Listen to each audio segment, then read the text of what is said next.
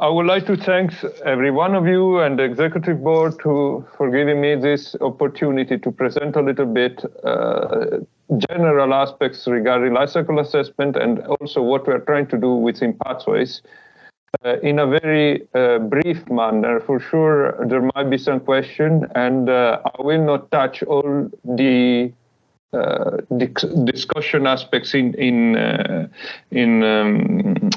details.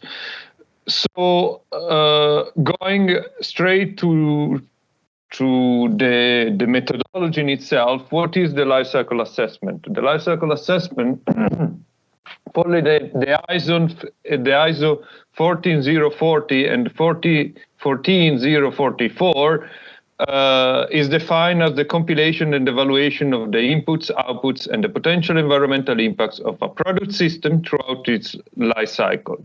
Product system is also intended, broadly speaking, as a system that also provides service, that manage waste, or produce some kind of goods or values.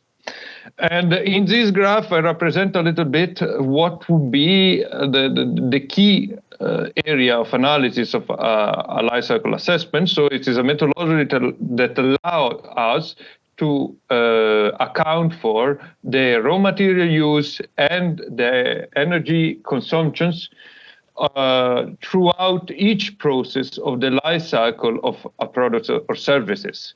In each process, we also account for the potential releases to the environment as pollutants or chemicals, but also as waste, starting from the raw material extraction to the design and production, packaging and distribution, use and maintenance, and then we ended up with the disposal that, depending on the context, can be incineration and landfilling, but it can also the recovery of raw material or recycling and reuse in a more broader context of circular economy. So it is an environmental assessment method that is based on these general concepts that goes from raw material extraction up to disposal. Here, I briefly listed the key standard related to the life cycle assessment. The ISO 14040, as I mentioned, the 14044. Then there are other ISO related to the life cycle assessment.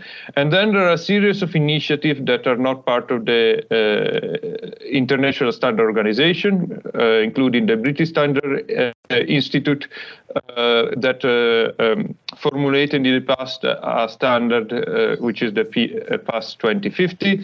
The Product Environmental Footprint Category Rules, that is an initiative led by the European Commission in collaboration with the Joint Research Center, and the LEAP, which is a series of guidelines based on the life cycle assessment related to the assessment of the environmental impacts of livestock systems.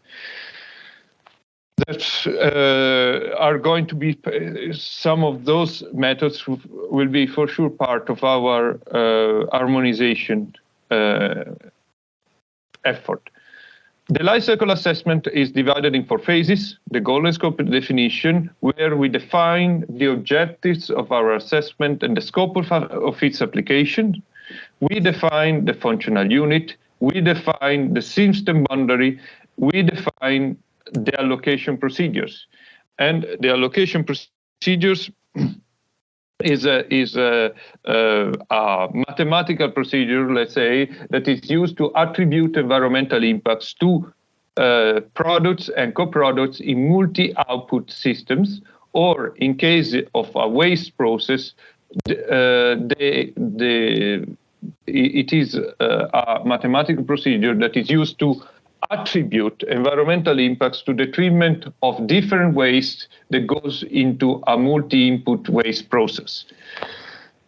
But in the goal and scope definition, we just define the allocation procedures.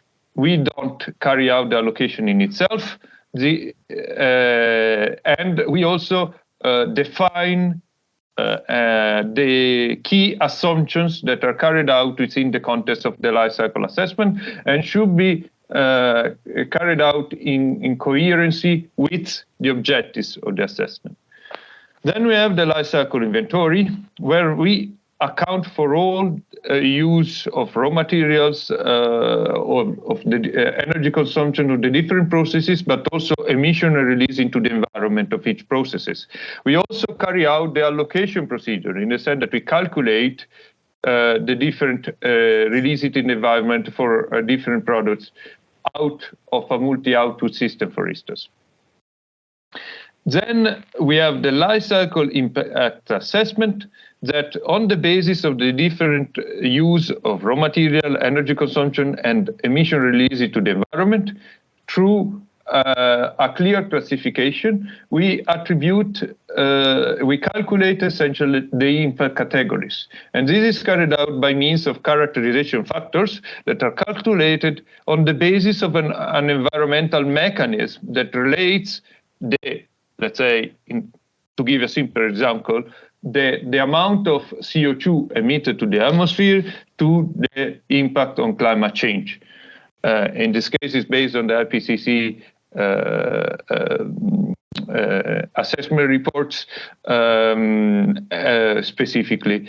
The last one is the fifth one. In this phase, we also carry out the normalization and weighting, and we also group the different impact categories.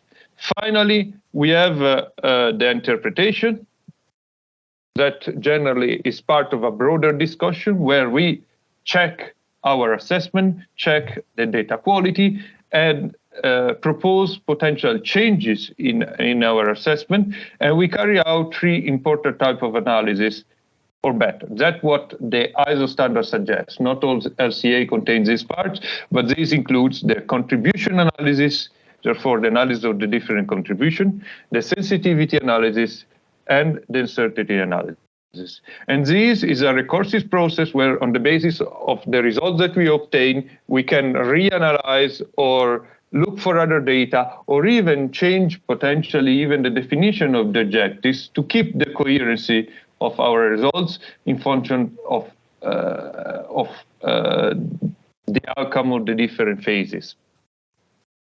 Yeah, this is a brief graph just to highlight some differences between some related type of analysis and the LCA. The one is the carbon footprint, and the other one is the product environmental footprint category rules. So the LCA is based on the ISO standard, as I said, and there are several impact assessed. For instance, we can assess resource use, energy carriers related to energy, therefore, and the impact of climate change or eutrophication or other impact. Instead, when we talk about carbon footprint, the general standard is the ISO 14067, and only the impact on climate change is carried out. However, as it is mentioned in the standard ISO 14067, the approach and the methodology is very similar to the standard LCA. Instead, in the case of the PFCR, while the LCA is based on ISO standard, assess different impacts, and the methodology, there should be a coherence between the objectives of the assessment and the methodology adopted. In the case of the PFCR, the methodology is based on the stakeholder engagement, and it is based on and targeted to and focused on a product mostly. And not only that, but the product environmental footprint category rules are very prescriptive. Therefore, if you do a PFCR, you follow the guidelines proposed. It is a European Commission-led initiative that involved the stakeholder and try to find a compromise between the accuracy of the methodology, but also the availability of data to companies and stakeholders in the value chain. When I say product category rules, there is a PFCR on pot plants or turf grass or dairy products, and each of them has specific rules for each of those products. Differently within the LCA context, LCA is used both to assess product and services, but at times also systems. So what are the general purposes of LCA? And here I'm very general. Essentially, they're used to identify opportunity to improve environmental services and product, these to inform decision makers, but also to allow the selection of indicator of environmental impacts. Within, let's say, generally speaking, companies, it is also used to for marketing purposes to compare the environmental impacts of different products, and also is a valuable tool for hotspot analysis. Here I'm presenting some of the system boundary within the LCA. So the most common and general system boundary is the cradle to grave. That is a little bit what I explained you earlier, where we have from the extraction of raw material up to the disposal. The other one is the cradle to use. So we stop at the use phase, or cradle to yield, that is commonly used also within the context of bioenergy sources. And then we have the cradle to gate, where we stop at the production of manufacture, but this could also include the slaughtering house, the meat processing, for instance, or the milk processing, and so on, or the farm gate, where we just focus at farm level. This is a broader view, and we're a little going beyond the ISO standards of the different type of life cycle assessment. So we can distinguish two types if we consider the present situation of LCA, the attributional LCA, which uses average values and try to keep as much as possible cause-effect links across processes. And it has also lower uncertainties because it tries to capture the characteristic of the system as close as possible. And it applies also allocation. Instead, in the consequential life cycle assessment, we use marginal values. So we are trying to assess what are the alternatives to our product within the economic market mostly. For instance, if we are producing wheat in Netherlands, this would affect the market of cereals, and therefore this would affect the amount of, for instance, of wheat that is produced in France. Therefore, in the consequential life cycle assessment, we are taking into account of the economic consequences of the presence of a certain production system. And this leads clearly to a higher degree of uncertainties because we are adding, beside the technical and engineering aspects or even management aspects of the assessment and data quality, we are going a little bit further. These characteristics, these two types of assessment have the characteristic of being at higher technological readiness level or market readiness level. Therefore, the technology is widely used. The market is there available, is not a new product. As we move to the future, we have less knowledge of whether certain products or production systems and technology are available, and there is a market to that. And then we move to what it is called an anticipatory or prospective life cycle assessment. And it can be still distinguished potentially between attributional life cycle assessment and consequential life cycle assessment. But the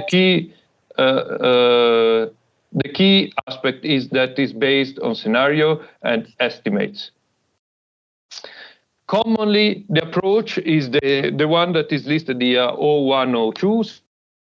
So we are using future scenarios that are fed in the life cycle assessment. Sometimes we can use an additional model and future scenario that is fed in the life cycle assessment. In the specific case of pathways, we will use practice apps information, multi-actor platform, expert, and the magnet simulation to develop future scenarios that provide information to carry out the life cycle assessment that will be fed back to the future scenarios in a sort of feedback loop. And this is the overall idea. Besides that, we are also carrying out an harmonization of life cycle assessment methods for livestock systems. So essentially, we are comparing, assessing, and evaluating different livestock products. And this for the key topic that you can see here listed in this slide. So what type of assessment we're doing within pathways? Well, we're assessing current livestock system across Europe in TAS 5.2 using FADN data combined with assumptions and so on. FADN is the European Economic Statistics Database that collects a lot of data regarding farms across Europe. Then we're assessing case study for specific livestock system and innovation, using data from the practice tab in TAS 5.3. Then we go a little bit further and we assess key livestock products and current future value chain in TAS 5.4 using value chain assessment results, scenarios, also using magnet simulation and expert knowledge. So what lies ahead? Well, for sure we are adopting a large multidisciplinary approach which is combined with a participatory approach, which involves the life cycle assessment scientific community in the method development and in the harmonization, and also stakeholder with regard to the applicability, but the stakeholders will be also called in the development of the scenarios. And we're facing several challenges, for instance, the issues of allocation across different multi-output processes. For instance, a stable where we produce both meat and milk. We need to break silos because, as again, we are a multidisciplinary team, but at the same time, we need to guarantee somehow a coherency in our approaches. And this relates, and the fact that we are dealing with a large variety of systems and products also makes the allocation of resources quite challenging. And with this, I would like to thank you for attention, and maybe there is some time for some questions.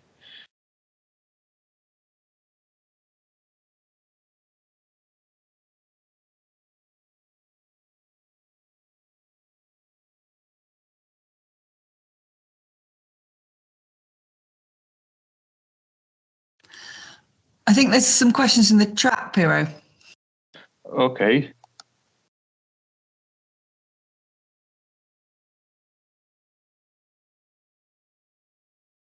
All right, let's see. I saw it, the one of Jill. So he's saying, how do you manage the LCA when the GHG emission for electric energy is 10 times higher in one country, Germany, than another, France? Well, there are database data, more or less updated, on the composition of the electricity grid.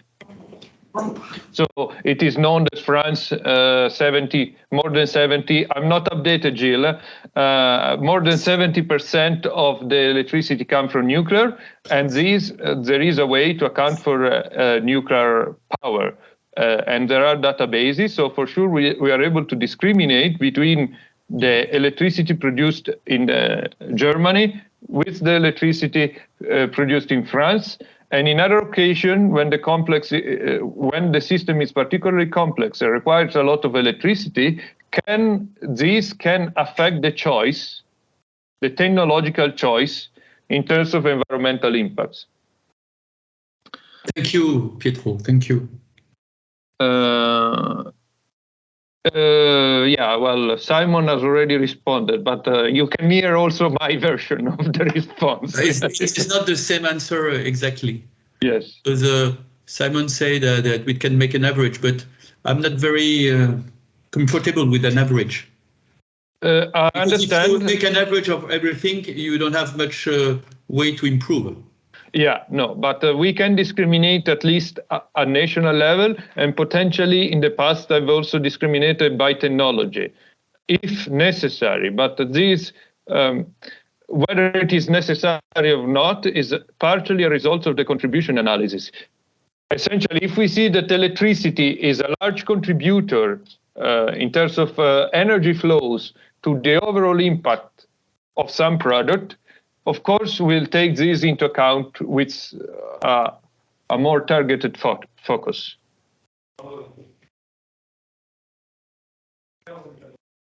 If we model intensive dairy production in Northwest Europe, which covers multiple countries, then this would be where I would use an average. You either use a simple average or you can use a weighted average on the production from the different countries. And then it would be relevant to use the German electricity, the Dutch electricity values, and you would use a weighted average. But it's another layer of complexity, and because I don't think we are not looking in this project to say, okay, well, one country is producing lower GHG milk because its electricity is coming via nuclear power rather than coal power. I don't think that's a big focus of this project. So. This is true, but it can, let's say, affect the variability of results. So anyway, we'll see a little bit how it looks like. Electricity is an example, but we can imagine that there are other items that can be different between the several technologies in different countries. Of course. And with a different impact on the LCA indicators. One classical example, I take the pig farming. If you buy organic soybeans in Europe, it's far different than Brazilian soybeans. Yes. Generally speaking. Of course, the more we expand our system, the more we go through uncertainties. So we have because you don't have the same level of data quality for a question of resources, Also, we need to consider that the Cerrado region is nearly as big as Europe in terms of surface area, and a lot of soybeans is produced there, and not all the soybeans produced in Brazil has the same impact. So we will try to characterize geographically, but also in terms of management, a little bit the feed as much as possible, as we see differences. But of course, there is a limitation in relation to resources. And also coherency, because there is no point in doing assessment for something that, let's say, for an organic pea farmer in France that produce everything itself, comparing it with an intensive pig farmers in France that buys everything to soybeans. Of course, the level of data quality that we can acquire with the organic pig farmers would be far different than the intensive one that buys everything and probably doesn't know even where it is produced. Therefore, we cannot trace it back. And these are part of the challenges we're carrying out on life cycle assessment. Thank you, Pietro.